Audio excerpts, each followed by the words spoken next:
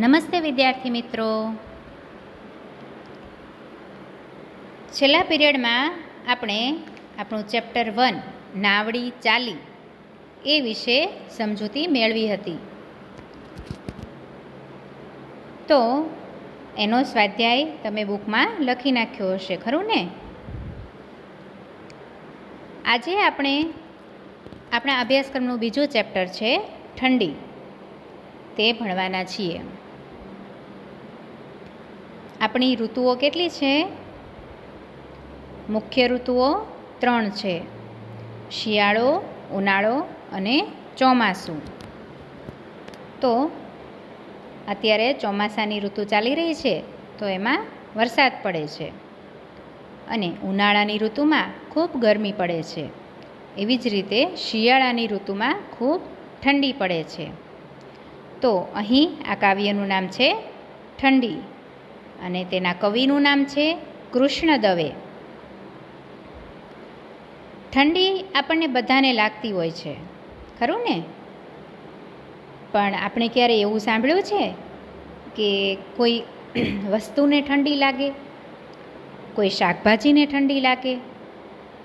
તો અહીં સરસ મજાનું આપણા માટે કાવ્ય આપેલું છે, જેમાં અહીં ટમેટાને ઠંડી લાગી રહી છે. તો આપણે સૌ પહેલાં આ કાવ્ય વાંચીએ. કહે ટમેટું મને ફ્રીઝમાં બહુ લાગે છે ઠંડી, દૂધી માસી જટ પહેરાવો બંડી. આના કરતા હતા ડાળ પર રમતા અડકો દડકો, મીઠો મીઠો મને જ લાગતો એ સવારનો તડકો. અહીં બસતો છે ઠંડી ઠંડી અને બરફના ગામ, કોણે ફ્રીજ બનાવ્યું જેમાં નથી હૂંફનું નામ. ત્યાં દરવાજો ખુલ્યો ફ્રીજનો લેવા માટે ઘારી, મોળા ભાઈએ ટમેટાને ટપાક ટપલી મારી. દળદળ કરતું ગયું ટમેટું છેક ફ્રીઝની બહાર, બારીમાંથી સૂરજ જોયો નથી ખુશીનો પાર. ત્યાંના નાબે કિરણો આવ્યા પાર કરીને સડકો, કહે ટમેટા રાજા પહેરો મીઠો મીઠો તડકો.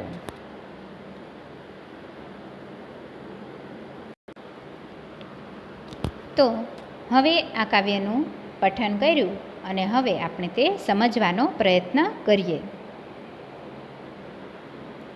કહે ટમેટું મને ફ્રીજમાં બહુ લાગે છે ઠંડી. હવે ઠંડીની સિઝન હોય એટલે બધાને સામાન્ય રીતે ઠંડી લાગતી જ હોય છે, પરંતુ આ ટમેટું છે, આપણે બધા શાકભાજી આપણે ક્યાં રાખીએ છીએ? ફ્રીજમાં. તો અહીં એક ટમેટું છે એ ફ્રીજમાં બેઠું છે, અને ત્યાં ખૂબ ઠંડુ છે, એટલે ફ્રીજમાં ટમેટાને ઠંડી લાગે છે. તો ટમેટું કહે છે કે મને ફ્રીજમાં બહુ ઠંડી લાગે છે. તો આગળની પંક્તિમાં કહે છે કે દૂધી માસી જટ પહેરાવો બંડી. હવે આપણે ફ્રીજમાં જોઈએ તો ઘણા બધા શાકભાજી સાથે હોય છે, આપણે મૂકેલા હોય છે. તો તેમાં દૂધી હોય, મરચાં હોય, લીંબુ હોય, તો આ બધું જ આપણે ફ્રીજમાં રાખતા હોઈએ છીએ.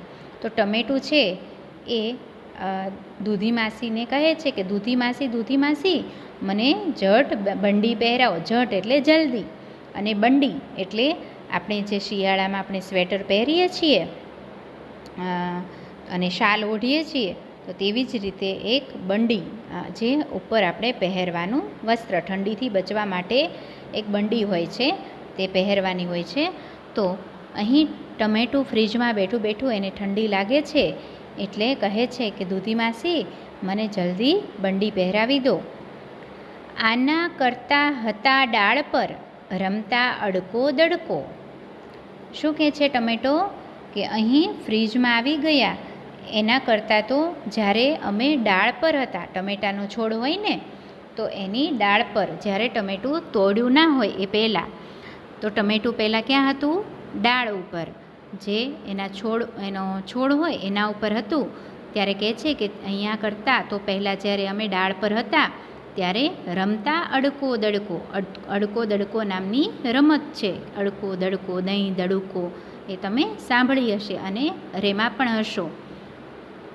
તો ટમેટું કહે છે કે આના કરતાં તો પહેલાં ડાળ પર હતા ને ત્યારે સારા હતા, ત્યાં આપણે અડકો દડકો રમત તો રમી શકતા હતા. અને મીઠો મીઠો મને જ લાગતો એ સવારનો તડકો, એટલે ગમે તેવો શિયાળો હોય કે કોઈ પણ ઋતુ હોય તો એ સવારનો તડકો જે છે એ મને ખૂબ જ ગમતો, મીઠો મીઠો લાગતો એટલે મને ગમતો. એ સવારનો કૂણો કૂણો તડકો હોય એ ટમેટાને ડાળ પર હતા ત્યારે ખૂબ જ ગમતો, એવી વાત કરે છે. અહીં બસ તો છે ઠંડી ઠંડી. અહીં ફ્રીજમાં શું છે? માત્ર ફ્રીજમાં તો ક્યારેય હૂંફ આવે જ નહીં. હૂંફ એટલે ગરમ હવા. તો કે છે અહીં તો ઠંડી ઠંડી જ છે, થોડું પણ ગરમ નથી. તો અહીં બસ તો છે ઠંડી ઠંડી, અહીં અને બરફના ગામ. જાણે કે હું બરફના ગામમાં રહેતું હોઉં એવું મને લાગે છે. ટમેટું એવું કહે છે કે અહીં ફ્રીજમાં તો ખૂબ ઠંડી છે, જાણે કે બરફનું ગામ ના હોય. કોણે ફ્રીજ બનાવ્યું જેમાં નથી હૂંફનું નામ? ટમેટું કહે છે કે આ ફ્રીજ કોણે બનાવ્યું હશે કે આટલું બધું ઠંડુ છે, ખૂબ ઠંડી લાગી રહી છે, એમાં હૂંફનું તો નામ જ નથી. હૂંફ એટલે ગરમાવો. આપણને જ્યારે શિયાળાની ઋતુ હોય અને બ્લેન્કેટ ઓઢીને સૂતા હોય તો અંદર જે ગરમ ગરમ હવા આપણને મળે તો એને કહેવાય હૂંફ. તો કોણે ફ્રીજ બનાવ્યું જેમાં નથી હૂંફનું નામ? ટમેટું ફરિયાદ કરે છે કે આ ફ્રીજ કોણે બનાવ્યું છે કે જેમાં જરા પણ ગરમાવો નથી. ત્યાં દરવાજો ખુલ્યો ફ્રીજનો, લેવા માટે ઘારી. એટલે થોડીક વાર થઈ તો ફ્રીજનો દરવાજો કોઈ ખોલે છે. શું કામ ખોલે છે? કે ફ્રીજમાં છે એ ખાવા માટે ઘારી. ઘારી એ સુરતની મીઠાઈ છે, ખાવા માટે પ્રખ્યાત ઘારી. તો ત્યાં દરવાજો ખુલ્યો ફ્રીજનો, લેવા માટે ઘારી. એ ઘારી ફ્રીજમાં રાખેલી હશે અને કોઈને ખાવી હશે એટલે લેવા માટે જ્યાં ફ્રીજનો દરવાજો ખુલ્યો ત્યાં તો મૂળાભાઈએ ટમેટાને ટપાક ટપલી મારી. મૂળાભાઈ પણ હતા ફ્રીજમાં ટમેટાની સાથે, દૂધીબેન પણ હતા. તો ટમેટાને ફ્રીજમાં ખૂબ ઠંડી લાગતી હતી તો મૂળાભાઈને થયું કે લે ટમેટાને થોડીક ટપલી મારું. ટપલી મારવી એટલે આપણે બેઠા હોય ને આપણને જોરથી નહીં મારવાનું, પણ થોડોક હાથ અડાડીએ, થોડુંક અમથું મારીએ તો એને કહેવાય ટપલી મારી. તો મૂળાભાઈએ ટમેટાને ટપાક ટપલી મારી એટલે થોડીક નાનકડી એવી ટપલી મારી. અને દળદળ કરતું ગયું ટમેટું છેક ફ્રીજની બહાર. બારીમાંથી સૂરજ જોયો નથી ખુશીનો પાર. હવે ત્યાં ફ્રીજમાં મૂળાભાઈએ એને ટપલી મારી એટલે ટમેટું તો દળવા માંડ્યું. ટમેટું ગોળ ગોળ હોય ને તો એને આપણે સહેજ ટપલી મારીએ એટલે થોડું દળી જાય. તો દળતું દળતું ટમેટું ક્યાં ગયું? ફ્રીજની બહાર નીકળી ગયું. દળદળ કરતું ગયું ટમેટું છેક ફ્રીજની બહાર એટલે ટમેટું દળદળ કરતું ફ્રીજની બહાર નીકળી ગયું.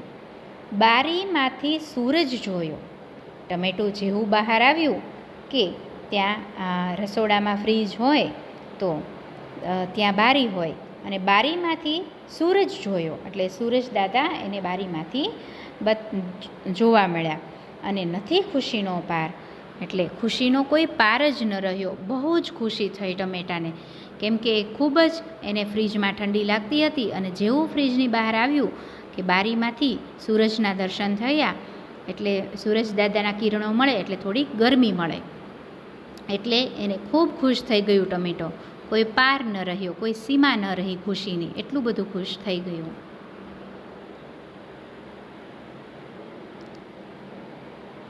ત્યાંના નાબે કિરણો આવ્યા પાર કરીને સડકો, કહે ટમેટા રાજા પહેરો મીઠો મીઠો તડકો.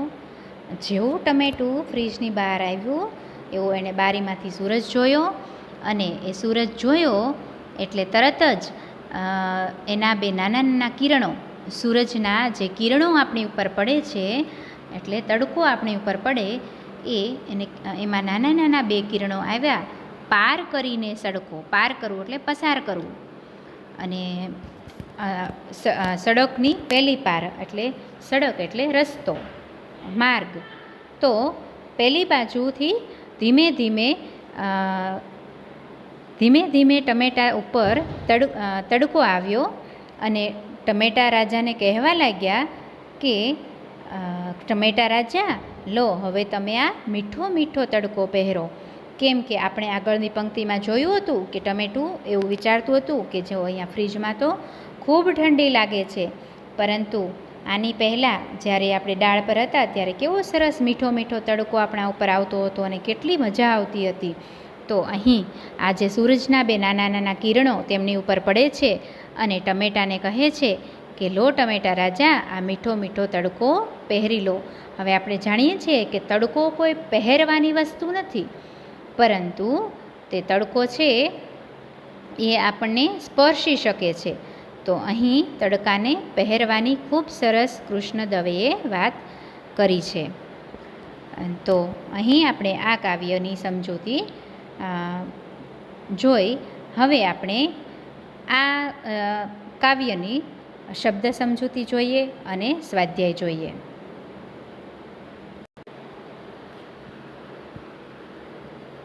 કાવ્યની શબ્દ સમજૂતી છે. બંડી એટલે કે એક પ્રકારનું પહેરણ. પહેરણ એટલે વસ્ત્ર, આપણે જે પહેરવાનું કપડું આવે તે વસ્ત્ર. અડકો દડકો એક બાળ રમત છે જે બાળપણમાં બધા રમતા હોય છે. હૂંફ એટલે ગરમાવું, જે આપણને ગરમી મળે છે એને હૂંફ કહેવાય છે. ઘારી એટલે એક મીઠાઈનું નામ. હવે આપણે સ્વાધ્યાયના પ્રશ્નો જોઈએ. સ્વાધ્યાયમાં પ્રશ્ન પહેલો, નીચેના પ્રશ્નોના ઉત્તર એક એક વાક્યમાં લખો. અહીં જે આપણે પહેલું ચેપ્ટર ચાલ્યું એ અને આ બંનેનો સ્વાધ્યાય તમારે નોટબુકમાં લખવાનો છે. પ્રશ્ન 1, નીચેના પ્રશ્નોના ઉત્તર એક એક વાક્યોમાં લખો. પહેલો પ્રશ્ન છે, ફ્રીજમાં ઠંડી કોને લાગે છે? તો ફ્રીજમાં ઠંડી ટામેટાને લાગે છે. બીજો પ્રશ્ન છે, ટમેટું બંડી પહેરાવવા કોને કહે છે? જવાબ છે, ટમેટું બંડી પહેરાવવા દૂધી માસીને કહે છે. પ્રશ્ન 3, ટમેટાને ડાળ પર શા માટે ગમે છે? તો એનો જવાબ છે કે ત્યાં ટમેટાને ડાળ પર એટલા માટે ગમે છે કે જ્યારે તે ડાળ પર હતું ત્યારે તેને ત્યાં અડકો દડકો રમવાનું મળતું, અને સવારનો મીઠો મીઠો તડકો તેને હૂંફ આપતો હતો. એટલા માટે તેને ત્યાં ડાળ પર રહેવાનું ગમે છે. ચોથો પ્રશ્ન છે, ફ્રીજનો દરવાજો શા માટે ખુલ્યો? તો એનો જવાબ છે, ફ્રીજનો દરવાજો ઘારી લેવા માટે ખુલ્યો. પાંચમો પ્રશ્ન છે, ટમેટું ખુશ કેમ થયું? તો એનો જવાબ છે કે ટમેટું ફ્રીજમાંથી બહાર આવ્યું અને તેણે બારીમાંથી સૂરજને જોયો એટલે તેને હૂંફ મળી અને તેનાથી ટમેટું ખૂબ ખુશ થઈ ગયું. નીચેના દરેક શબ્દના 2-2 વાક્યો લખો. અહીં ઉદાહરણ આપેલું છે કે ફ્રીજ શબ્દ આપેલો હોય તો તેના 2 સેન્ટેન્સ તમારે બનાવવાના છે કે ફ્રીજમાં પાણી ઠંડુ થાય છે, અને બીજું છે ફ્રીજ રસોડામાં હોય છે.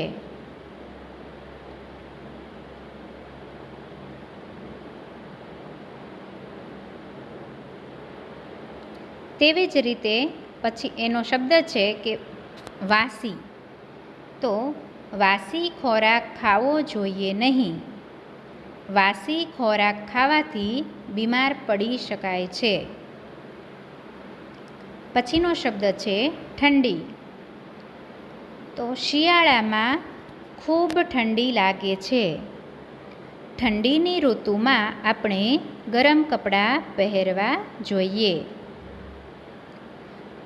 પછીનો શબ્દ છે રાજા.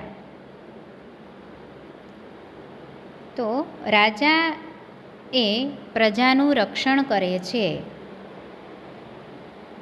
અને બીજું વાક્ય બનાવીએ કે રાજાની માથે ખૂબ સૂરજ મુગટ શોભી રહ્યો છે. ચોથો શબ્દ છે સૂરજ. તો તેનું વાક્ય શિયાળામાં આપણને સૂરજની ગરમી ગમે છે. અને બીજું વાક્ય બનાવીએ કે ઉનાળામાં સૂરજ ખૂબ તપે છે. પછીનો પ્રશ્ન છે કે નીચે આપેલા બે શબ્દો પરથી એક વાક્ય બનાવો. ઉદાહરણ આપેલું છે ટમેટું અને પંખો. તો આ બે શબ્દોને મિક્સ કરી અને આપણે એક વાક્ય બનાવવાનું છે કે પંખા નીચે ટેબલ પર ટમેટું પડ્યું છે. તો આ પછી અહીં આપેલા છે કે મોબાઈલ અને બોલપેન. તો આપણે તેનું સેન્ટેન્સ બનાવી શકીએ કે હું મોબાઈલમાંથી વિડીયો જોઈ અને બોલપેન વડે બુકમાં લખું છું. બીજું દૂધી અને ચોપડી. તો હું મારી ચોપડીમાં દૂધીનું ચિત્ર બનાવું છું.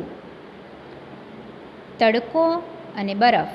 તો તેનું સેન્ટેન્સ બનશે કે તડકો આવવાથી બરફ પીગળી ગયો. અહીં આમ આપણે આ બે શબ્દો ભેગા કરી અને એક એક વાક્ય બનાવ્યા. તો તમે પણ તમારી નોટબુકમાં આ રીતે લખી શકો છો.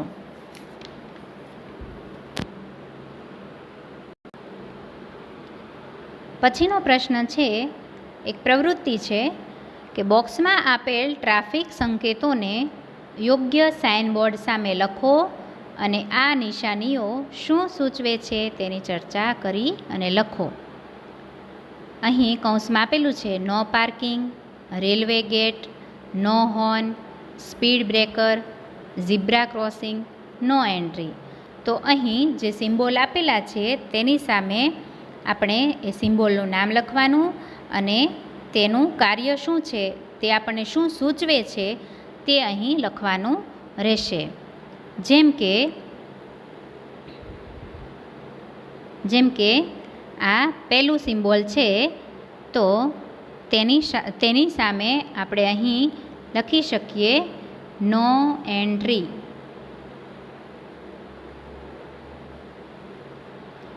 અહીં નો એન્ટ્રી લખવાનું જે આપેલું છે એ. અને પછી અહીં આ જગ્યાએ આપણે એમ લખી શકીએ કે આ રસ્તે પ્રવેશ કરવાની મનાઈ છે. ત્યારબાદ આ બીજું સિમ્બોલ છે તો તે શું સૂચવે છે એમાં અહીં લખવાનું નો પાર્કિંગ અને અહીં લખવાનું કે આ જગ્યાએ વાહન પાર્ક કરવું નહીં. ત્રીજું સિમ્બોલ છે એ છે અહીં લખવાનું ઝીબ્રા ક્રોસિંગ અને પછી સામે લખવાનું કે રાહદારીઓએ આ જગ્યાએથી રસ્તો ઓળંગવો.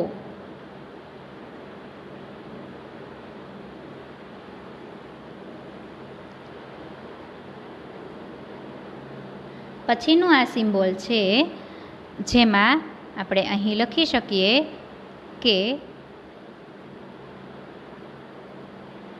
સ્પીડ બ્રેકર અને એની સામે લખવાનું કે અહીં આગળ બમ્પ છે માટે વાહન ધીમું ચલાવો. પછી આ સિમ્બોલ છે તો એની સામે અહીં લખવાનું નો હોર્ન અને અહીં લખવાનું આ જગ્યાએ વાહન પસાર થાય ત્યારે હોર્ન વગાડવો નહીં. અને આ છેલ્લું સિમ્બોલ છે ત્યાં અહીં લખવાનું રેલવે ગેટ અને અહીં લખવાનું આગળ રેલવે ગેટ છે માટે સાવધાની રાખીને વાહન ચલાવો.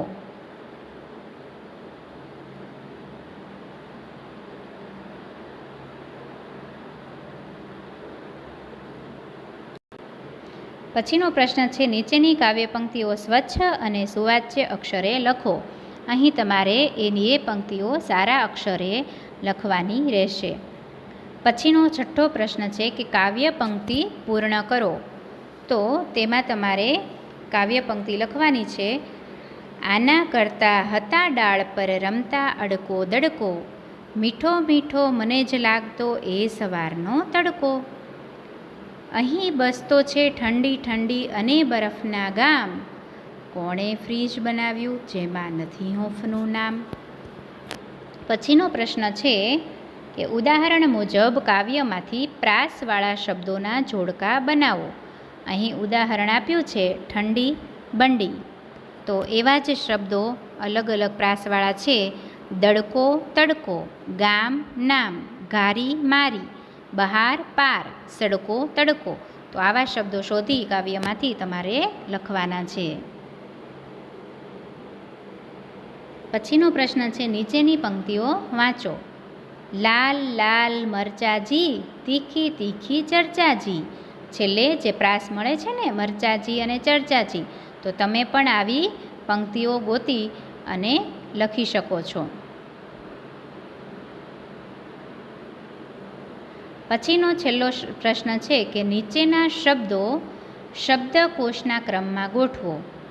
અહીં આપણે જોઈએ કે શબ્દકોશના ક્રમમાં એ તમે આગળના ધોરણમાં ભણી ગયા છો કે કક્કો ક ખ ગ ઘ એ પ્રમાણે જે પહેલાં આવતો હોય શબ્દ એ પ્રમાણે તમારે ગોઠવવાનો રહેશે. તો અહીં કૌંસમાં શબ્દો છે ટમેટું, ઠંડી, બંડી, તડકો, સૂરજ. તો પહેલાં શું આવશે? ટમેટું, પછી ઠંડી, પછી તડકો, પછી બંડી અને પછી સૂરજ. તો અહીં આપણું આ ચેપ્ટર પૂરું થાય છે. Thank you.